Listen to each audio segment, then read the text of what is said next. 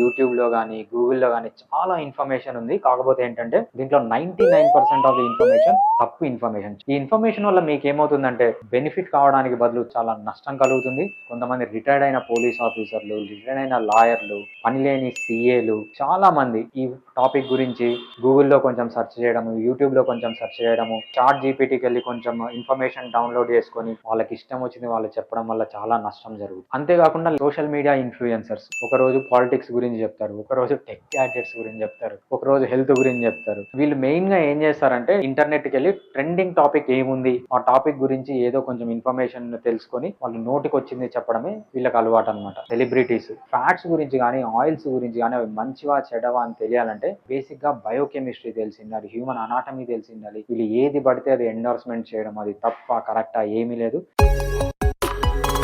Healthiform Fitness